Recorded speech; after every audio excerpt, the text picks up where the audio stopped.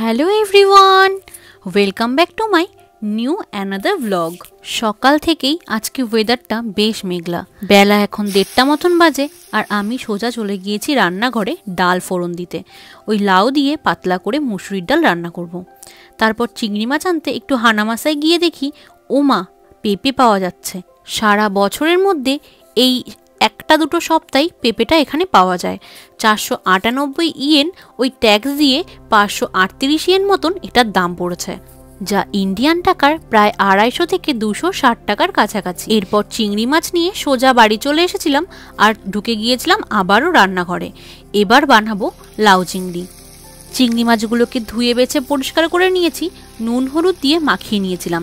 তারপর কড়াইতে অল্প করে তেল দিয়ে গোটা শুকনো লঙ্কা, তেজপাতা, পাঁচফোড়ন দিয়ে একেবারে মাছগুলো দিয়ে হালকা করে ভাজা করে নিয়েছিলাম।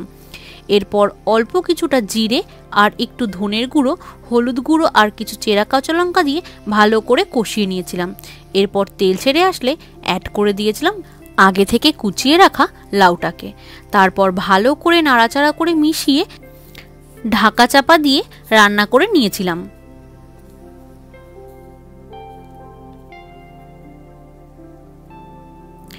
ঢাকনা তুলে আবারও বেশ ভালো করে মিশিয়ে নিয়েছিলাম আর স্বাদ মতন নুনটাও দিয়ে দিয়েছিলাম। এরমভাবে প্রায় 15 থেকে 20 মিনিট এটাকে রান্না করে নিয়ে শেষে একটু গরম মশলা আর ধনেপাতা কুচি দিয়ে ভালো করে মিশিয়ে নামিয়ে নিয়েছিলাম। এদিকে ঘরে বেশ কয়েকদিন ধরে কয়েক টুকরো চিকেন ছিল, বোনলেস চিকেনই ছিল, তাই ভাবলাম সেটা দিয়েও কিছু স্ন্যাক্সের জন্য বানিয়ে নিই। আর এই নেগিগুলো মানে বড় পেঁয়াজের পেঁয়াজ কলি যেটাকে বলে, সেটা দিয়েই স্টিকে ভরে বসিয়ে দিয়েছিলাম পোড়াতে। আর সাথে প্রতিদিনের মতন বানিয়ে নিয়েছিলাম মিসো স্যুপ। আজকের মতন ভিডিওটা এখানেই শেষ করছি, দেখা হবে নেক্সট ব্লগে। Thanks for watching.